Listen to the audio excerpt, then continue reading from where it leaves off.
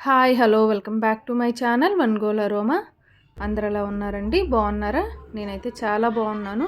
ఇవాళ మా నానమ్మ స్టైల్లో మా నానమ్మ చెప్పిన విధంగా నేనైతే తోటకూర కర్రీ అయితే చూపిస్తున్నానండి. అందుకోసం నేను 2 టమాటాలు, ఒక ఉల్లిపాయ, 6 నుండి 7 పచ్చిమిర్చి, కొంచెం చిన్న గోలీ సైజ్ అంత చింతపండు తీసుకొని అన్నీ కట్ చేసుకొని, అలానే తోటకూర అండి ఒక కట్ట శుభ్రంగా కడిగి ఇసుకేమి లేకుండా కట్ చేసిందంతా మనం ముందుగా కట్ చేసుకున్న టమాటాలు అయితే వేసేసాను.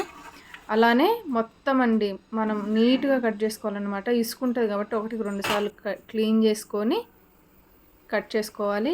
ఇక్కడ నేను ఒక స్పూన్ అయితే కారం వేస్తున్నానండి. మనం ఆల్రెడీ పచ్చిమిర్చి వేసాం కాబట్టి చూసుకొని కారం వేసుకోండి.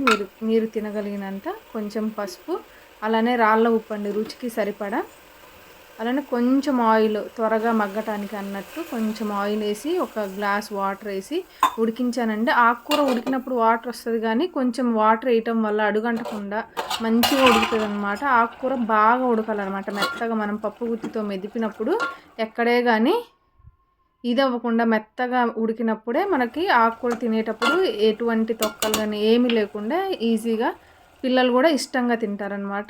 నాకైతే ఆకుకూర మొత్తం ఉడికిపోయిందండి. టమాటాలు, పచ్చిమిర్చి మనం వేసుకునే ఉడికిపోయాయి కదా. నేనైతే ఇక్కడ పప్పు గుత్తి పెట్టి చక్కగా మెదిపేసాను అనమాట. మనం పప్పు ఎలా అయితే మెదుపుకుంటామో అలా మెదుపుకోవచ్చు. ఇలా మొత్తం మెదిపేసుకొని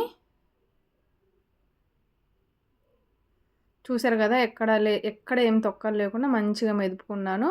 నేను ఇక్కడైతే పోపు పెడుతున్నానండి. పోపుకి సరిపడా ఆయిల్ వేసుకొని, ఆయిల్ కొంచెం హీట్ అయ్యాక పోపు దినుసులు అయితే వేస్తున్నాను. దాంట్లో కొంచెం జీలకర్ర కూడా యాడ్ వేసి అలానే మనం ముందుగా కట్ చేసుకున్న ఉల్లిపాయ, కొంచెం వెల్లుల్లిపాయలు, 2 లేదా 3 ఎండుమిర్చి అండి. కొంచెం ఎండుమిర్చి ఎక్కువగానే వేసుకోండి. అన్నంలో కలుపుకొని తినేటప్పుడు అయితే ఎండుమిర్చి చాలా బాగుంటుంది అన్నమాట. పిల్లలు కూడా చాలా ఇష్టంగా తింటారండి. కొంచెం నెయ్యి వేసి పిల్లలకి పెడితే చాలా మంచిది, చాలా హెల్దీ కూడా అండి. పిల్లలకి ఆకుకూరలు తిన్నప్పుడు ఇలా చేసి పెట్టండి, చాలా బాగా తింటారు అన్నమాట. కొంచెం గట్టిగానే చేసుకోండి. ఇక్కడ కొంచెం కరివేపాకు వేసి ఇవి కొంచెం బ్రౌన్ కలర్ రావాలండి. ఇదిగో ఇట్లా వచ్చాక మనం ముందుగా రుబ్బు పెట్టుకున్న తోటకూరని అయితే వేసేద్దాము. కూరని టమాటా కూర అండి ఇది. ఇట్లా మొత్తం వేసేసి ఒకసారి అయితే మూత పెట్టేద్దాము. మూత పెట్టడం వల్ల ఏంటంటే ఆ స్మెల్ ఏదైతే ఉందో మనం పోపు పెట్టిన స్మెల్ పోకుండా మంచిగా ఆ కర్రీకి పచ్చి మంచి ఫ్లేవర్ వస్తుందన్నమాట.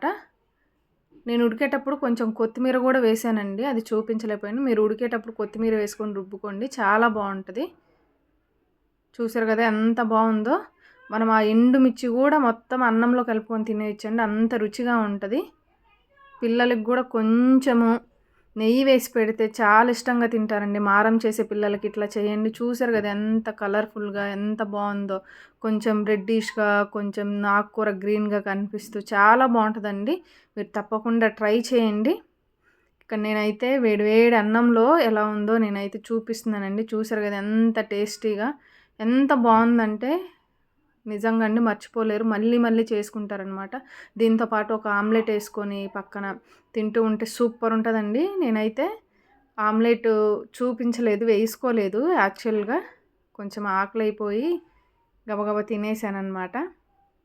చూసారు కదా, నేనైతే నాన్ స్టాప్గా తింటానే ఉన్నానండి. ఆకుకూర అన్హెల్దీ ఏం కాదండి, చాలా హెల్దీ కదా. పిల్లలు కూడా ఇష్టంగా తింటారు. కొంచెం నెయ్యి వేసి పెట్టండి.